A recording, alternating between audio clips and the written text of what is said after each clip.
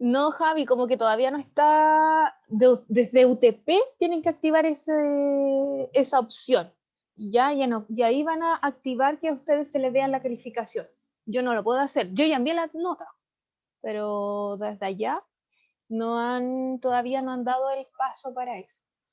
Pero al parecer en la otra evaluación, ¿cierto? Mientras estábamos evaluando nosotros, ¿cierto? Y tuvimos la revisión de la prueba de la unidad 0, casi todos estaban conformes que le había ido bien. Ahora vamos a ver la del libro. A ver. Acá. Listo. Tengo miedo. Revisemos entonces la prueba.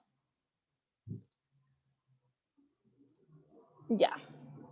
Por eso el objetivo de la clase de hoy, ¿cierto? Va a ser, ya hoy día la clase vamos a retroalimentar la prueba de la... No, la prueba de, no le cambié el nombre ahí, la prueba de lectura complementaria. Vamos a eliminar eso. Hasta ahí. Ya. Vamos de nuevo.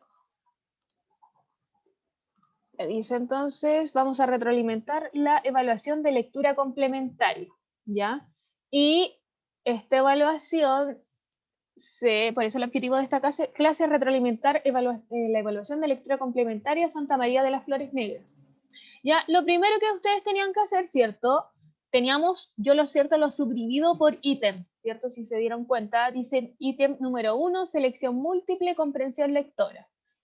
Y decía la indicación, lee el siguiente fragmento y responde de la pregunta número 1 hasta la 6. Entonces ustedes tenían que leer un fragmento del libro, ¿cierto? Que era el siguiente. No lo voy a leer, sí, ahora, pero lo vamos a mostrar. No, este no. Eso tampoco. Ya. Aquí estaba el texto, ¿cierto? Que ustedes tenían que leer este texto, que era lo que estaba desde el comienzo del libro de Santa María de las Flores Negras, que era uno de los que estaba al comienzo, ¿cierto? Las primeras páginas. Y eso era lo que tenían que partir leyendo este texto y responder de la pregunta número 1 a las 6, como decía en la PPT, ¿cierto? Ya.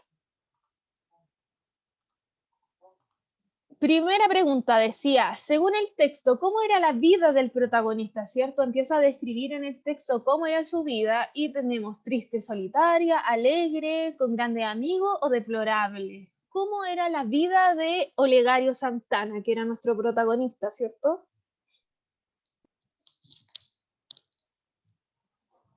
¿Hay alguien que quiera responder? ¿Qué, profe? Aquí dice, la primera pregunta del libro decía cómo era la vida del protagonista, ¿cierto? ¿Era triste y solitaria, alegre, con grandes amigos o deplorable?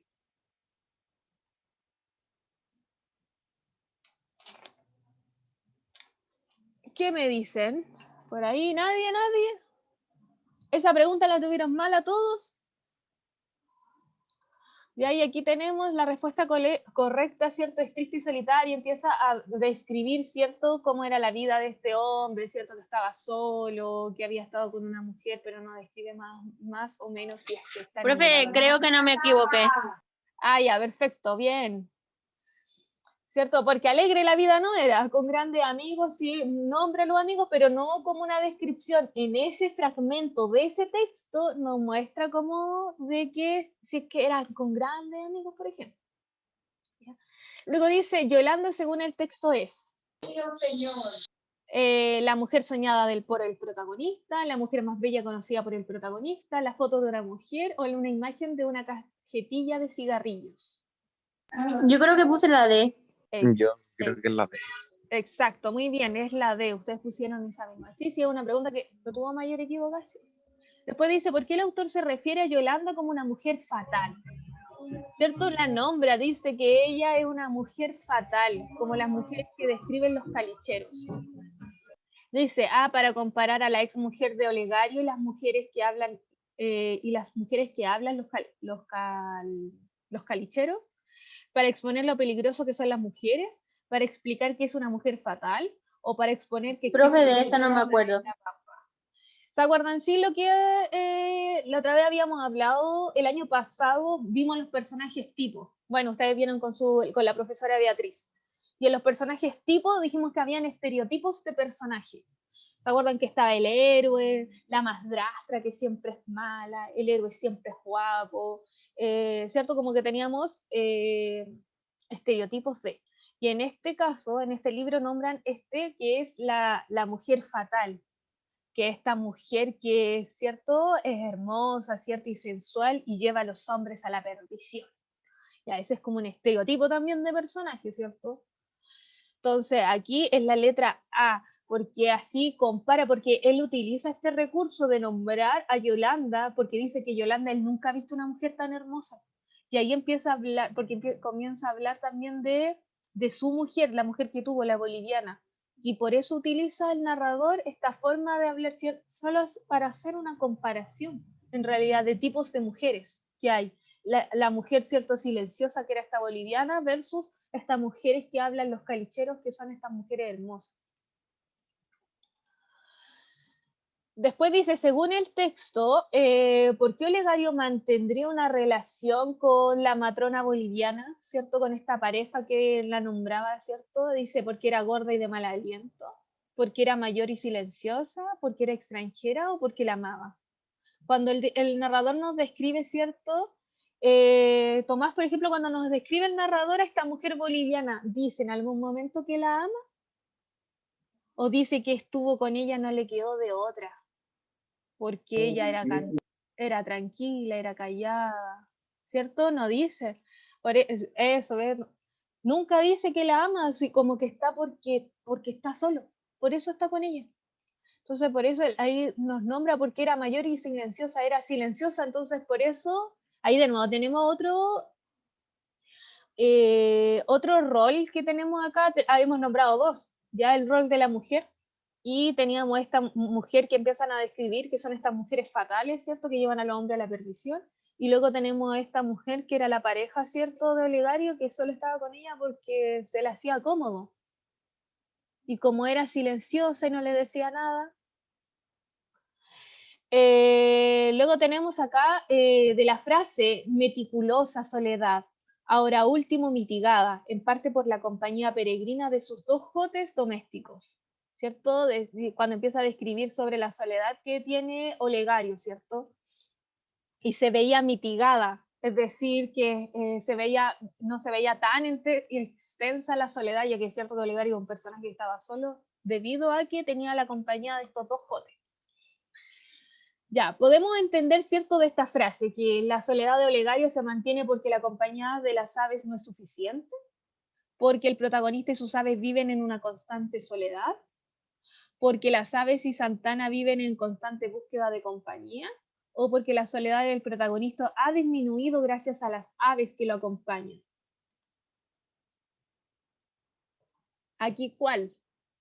¿Qué podemos decir de esto? ¿Será la D, dice Tomás? Excelente, sí. En la D. Romina también, muy bien. Sí, en realidad eso es lo que se desprende, solo ha disminuido la soledad que tiene este personaje porque lo acompañan estos jotes. Y finalmente, ¿cuál es la atmósfera o espacio de la acción en que transcurre la narración? ¿Cierto? Donde, a modo de descripción, ¿cierto?, del espacio de ese fragmento, podemos decir de dónde transcurren estas acciones.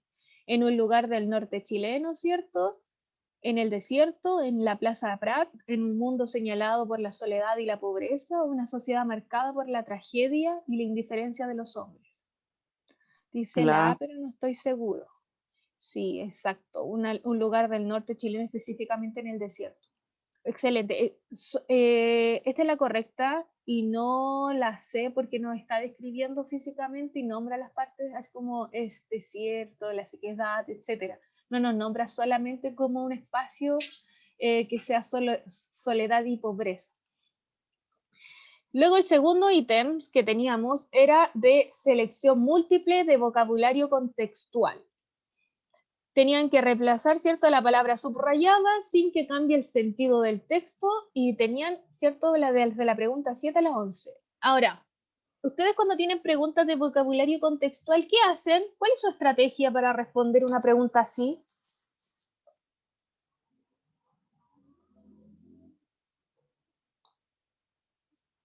Por ejemplo, Tomás, ¿qué hace usted cuando le dicen que va a tener una pregunta de vocabulario contextual?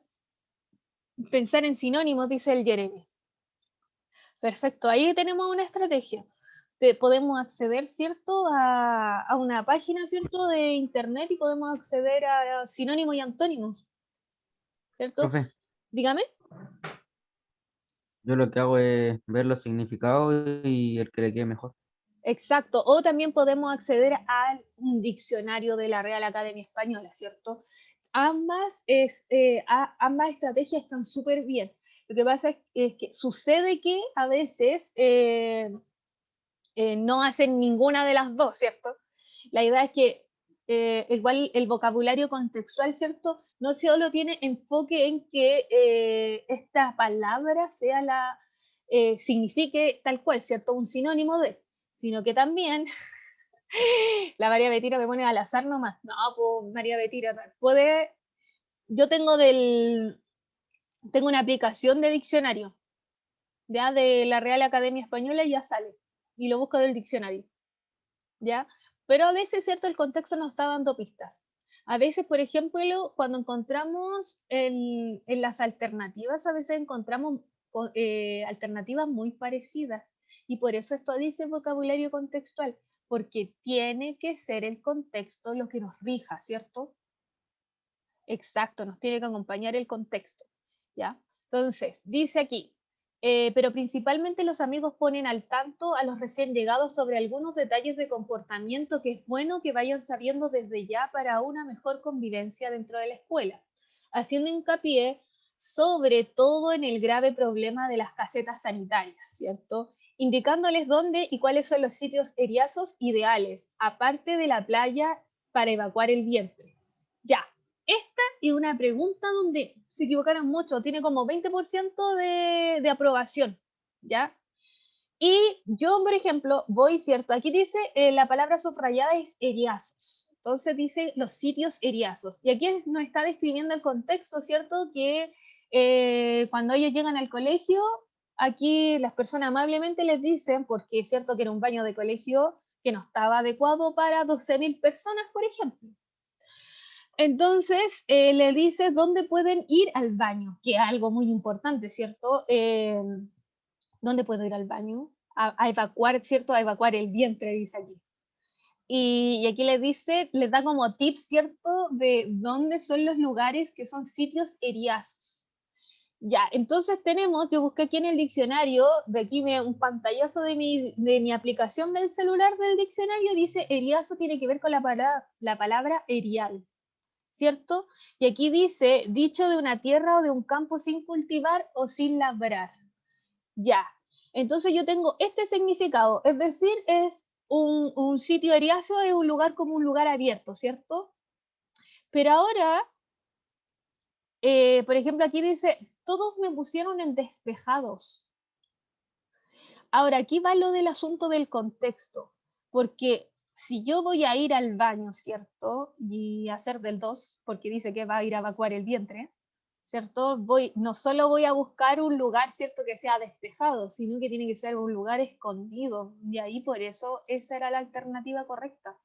Porque según el contexto no solo tenía que ser un lugar como en medio de la nada, pues, sino que tenía que ser como un lugar en medio de la nada, pero escondido. Ya. Luego dice, 8. A la entrada del patio de la escuela, en el grupo de huelguistas donde conversa Gregoria Becerra, José Pintor y Domingo Domínguez, se comenta con excitación el insuscitado movimiento de tropas que hay a esas horas en las calles. Y la palabra aquí es inusitado, ¿cierto? Yo fui a mi diccionario y puse una palabra nada que ver. Voy a buscar, a lo mejor me equivoqué, la puse acá. No, perdón. Ya no importa, la busco acá. Inusitado. Y lo voy a buscar yo al tiro en mi diccionario. Inusitado.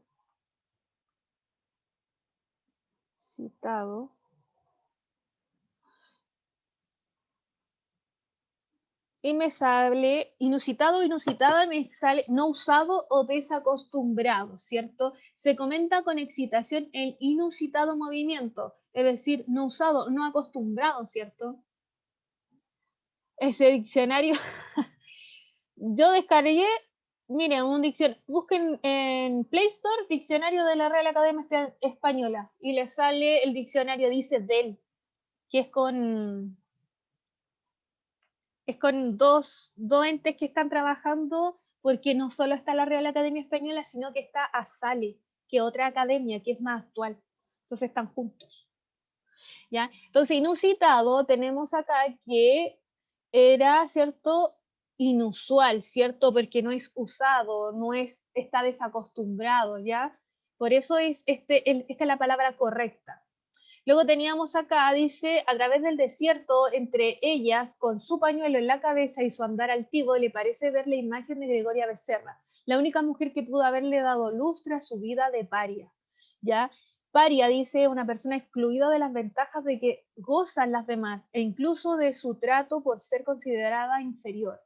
¿Ya? Y la palabra donde más se utiliza la palabra paria es cuando uno habla de los parias de la sociedad, que son los que viven en la India, son los que están en ínfima condición social, fuera del sistema de castas. Ustedes saben que en la India hay castas sociales, ¿cierto? Ahí nadie puede salir de su lugar.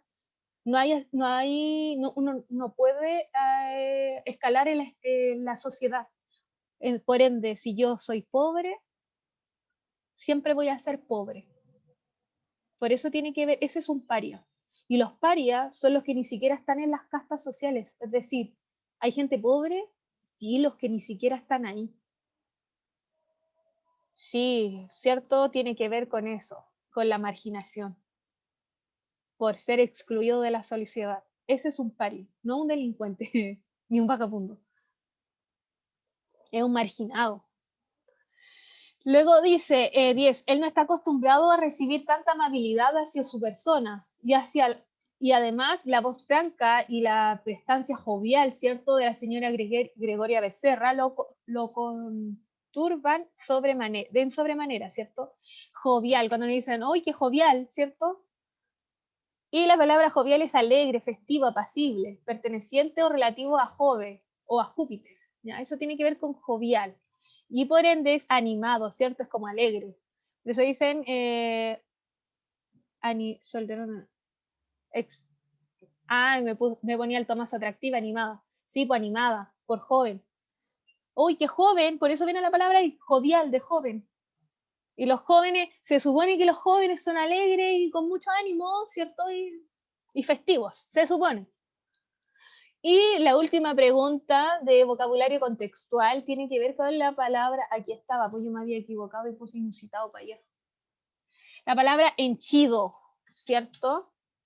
Se supone, ¿cierto, Tomás?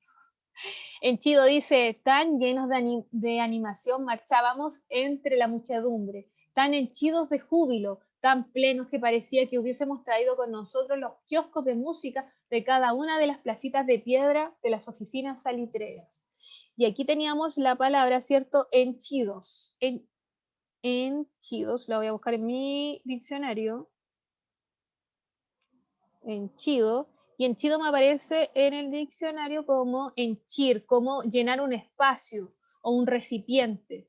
Por eso dice que están henchidos de júbilo, es decir, llenos, ¿cierto? Llenos, ahí estamos, llenos. Esa era la ideal.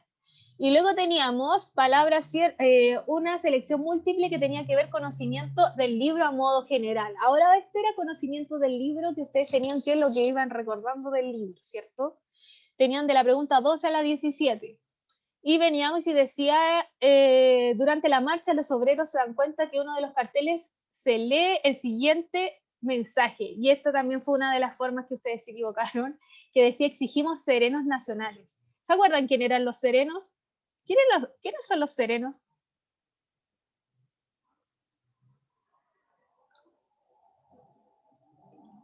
Exacto, ítem 3 perfecto para el que no leyó el libro. exigimos serenos. Los serenos eran estos como guardias que estaban ahí, ¿ya? Los que estaban, se supone que es como el supervisor en el trabajo, esos son los serenos, ¿ya? Los supervisores que se lo lleváramos a esta época, los que estaban ahí vigilando que yo hiciera bien el trabajo. Entonces decía, exigimos serenos nacionales. ¿Por qué ellos querían que fueran serenos nacionales? Que las personas que están ahí, los están supervisando fueran chilenos, ¿ya?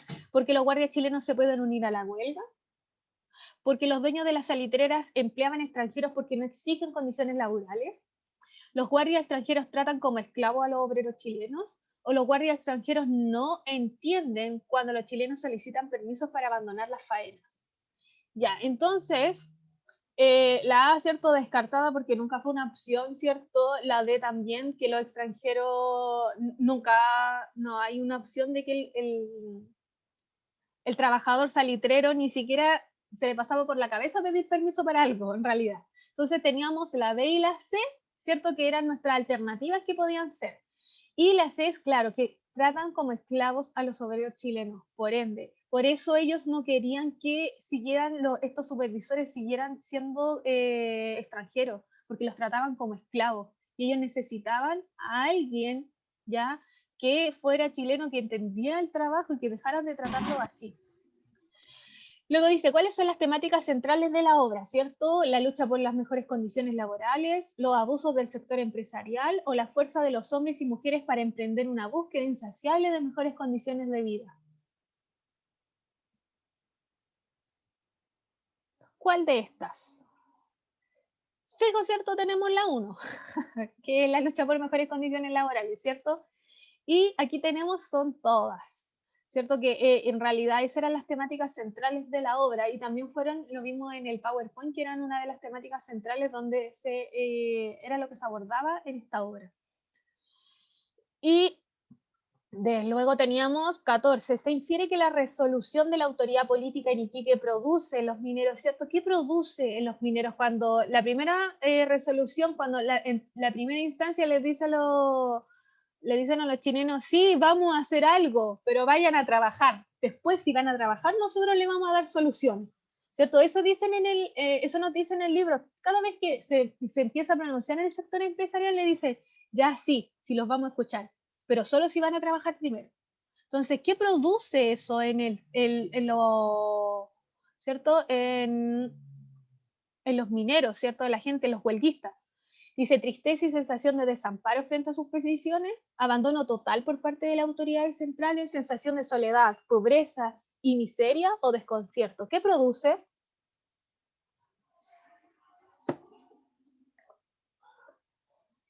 Estoy aquí, produce la A, tristeza y sensación de desamparo frente a sus peticiones, ¿cierto? Ellos recorrieron todo. Imagínense qué es lo que debe haber sentido recorrer todo el desierto y llegar allá para que te digan, no, sí, lo van a escuchar, pero vayan a trabajar, devuélvanse.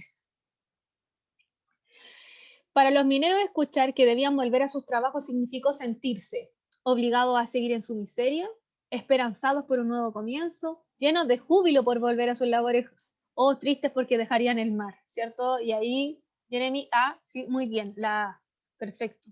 Que era lo mismo que estábamos hablando recién. Luego tenemos la 16, que dice, ¿por qué el autor establece una relación comparativa entre los mineros y el océano de nuestro país? Realiza una comparación. Porque ambos viven rumiando sus recuerdos eternamente, ¿ya? Porque ambos estaban muchas veces tendidos de espaldas azules de tristeza, o porque salpicaban las arenas del desierto con el ácido quemante de sus lágrimas brotadas. Y aquí tenemos, ¿cierto? La alternativa correcta es la 1, ¿cierto? Porque dice rumiando, como ahí no hace hasta el significado hasta del contexto, ¿cierto?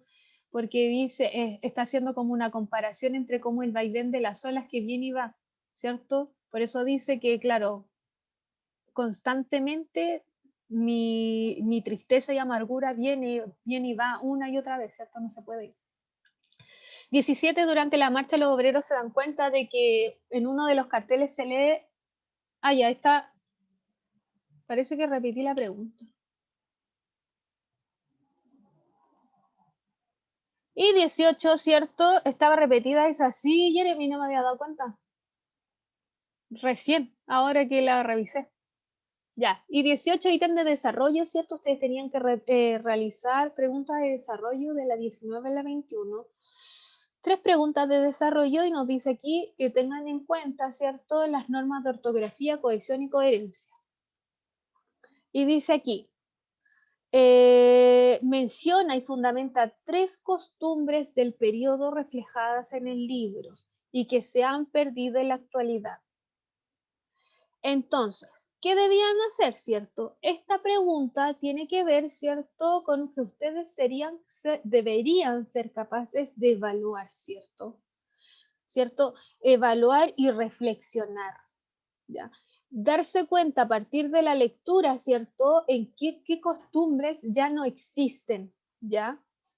Y qué costumbres que se veían ahí, porque varios de ustedes en algunas preguntas me dijeron que había una respuesta, por ejemplo, del lenguaje, que se veía claramente, ¿cierto? Que el lenguaje estaba cambiado, ¿cierto?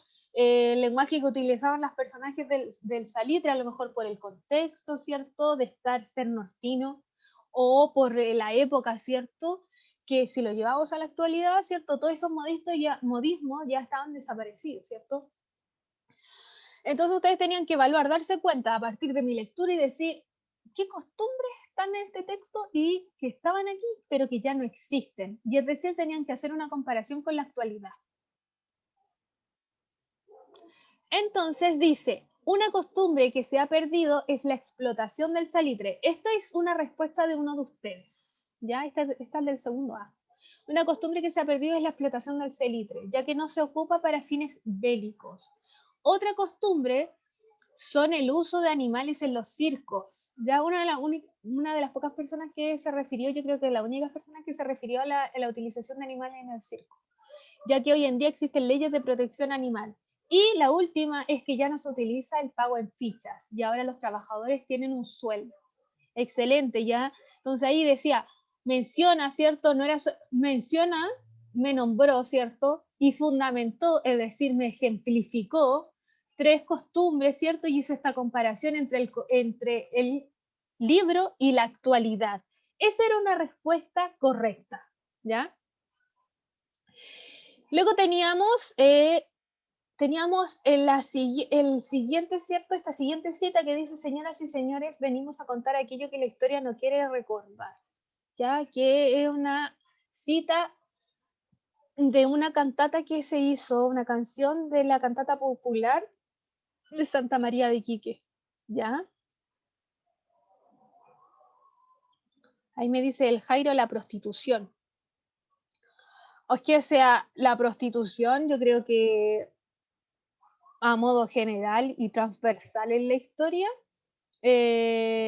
siempre es un tabú, pero todos, bueno, no todos, pues, ¿cierto? Sigue, es un tabú, no se habla, es un secreto a voces, pero la gente frecuenta igual esos lugares de prostitución o van a esquinas de prostitución, etc.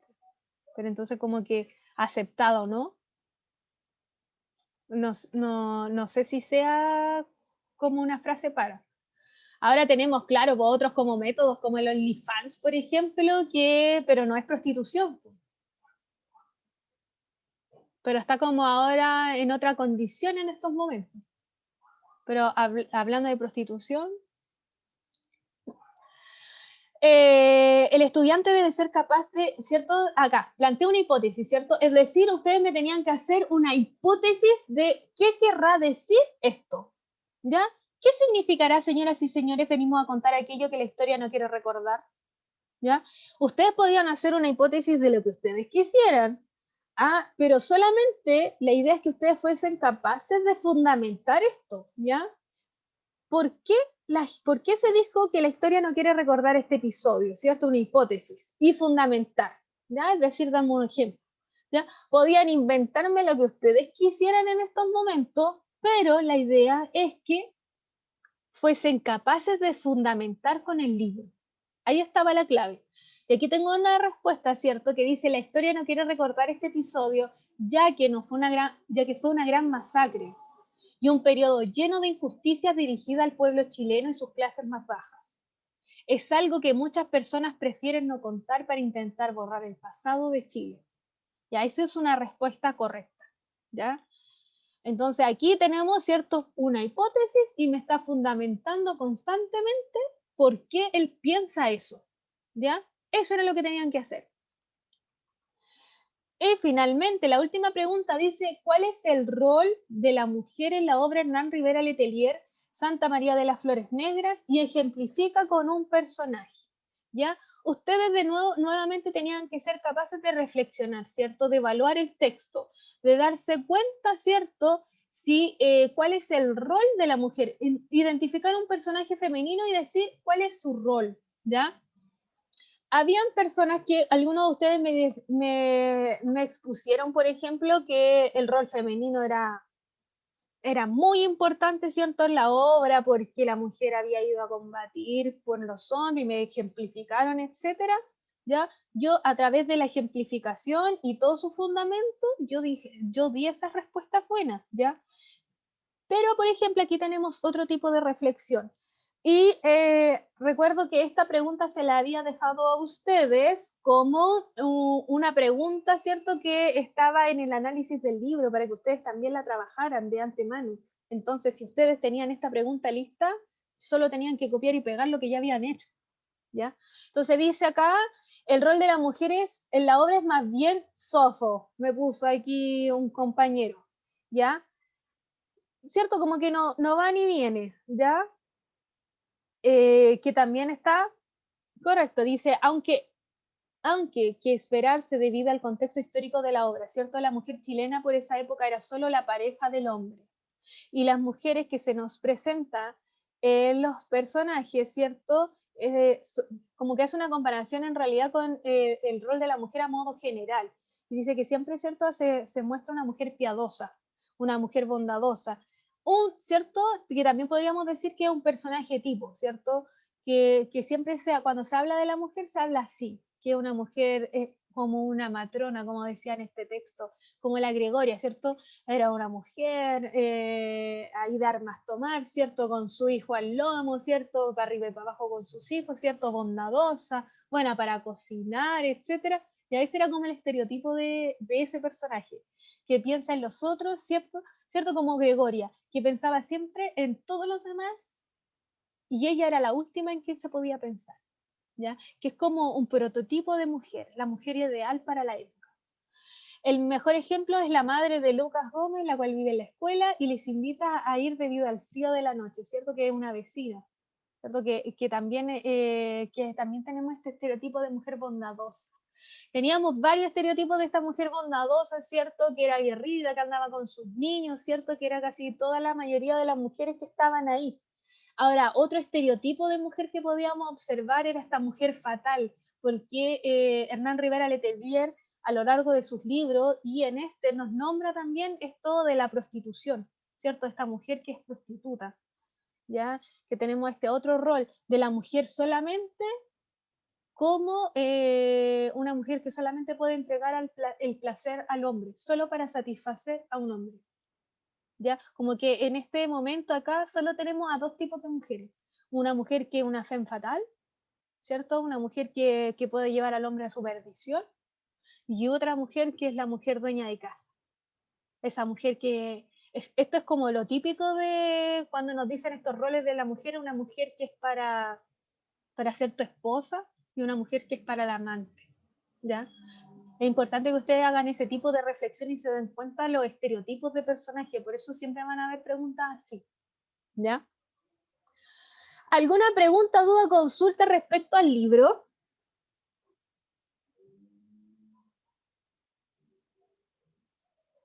No, profe. Gracias por responder. Les comento que hice este cuadrito de las evaluaciones que ustedes van a tener conmigo, ¿ya? Tenemos lista la evaluación número 1, que fue la evaluación diagnóstica, ¿cierto? De la unidad 0, ¿ya? Luego tuvimos la lectura de Santa María de las Flores Negras, que acabamos de revisarlo, ¿cierto? segunda prueba. Y tercera prueba tenemos lectura complementaria como agua para chocolate. Y esta prueba queda para el día 7 de mayo. ¿Ya? El próximo lunes igual les voy a poner así como un calendario, 7 de mayo, prueba del libro. Igual quedó en Classroom también, o sea, perdón, en WebClass ya dice en el calendario de ustedes, 7 de abril, prueba del libro. ¿Ya? Y luego tenemos la prueba de, ¿cierto?, de la unidad 1 de exilio, migración e identidad. Y luego tenemos... No tengo aquí la Biblia. No sé si la verán en religión. Luego tenemos la lectura de 1984. Después sobre la ciudadanía y trabajo, ¿cierto? De medios de comunicación masiva, de la unidad 2. Y luego la unidad 3, o sea, la lectura de El Señor de las Moscas, de William Golding. Y finalmente, la última nota es la 8, la última nota de actividades de nota acumulativas, que son las del taller, que llevamos 2 notas, ¿cierto?, del taller. Y esas notas las voy a acumular, voy a ponerle una calificación final, y si ustedes realizan todas esas actividades, ya vendría un 7 seguro. Sí, Tomás, cae viernes el 7 de mayo. ¿Ya? Entonces, el jueves le hago el análisis del libro, y el viernes hacemos la prueba. ¿Ya? ¿Alguna pregunta, duda, consulta? Jeremy, ¿usted quería leer la Biblia?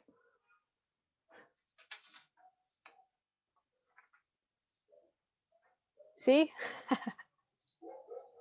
¿Y en religión? Quería una excusa. Puede ver la teleserie que dan en el 7 de que dan Moisés para poder adelantar algo. Ya, chiquillos.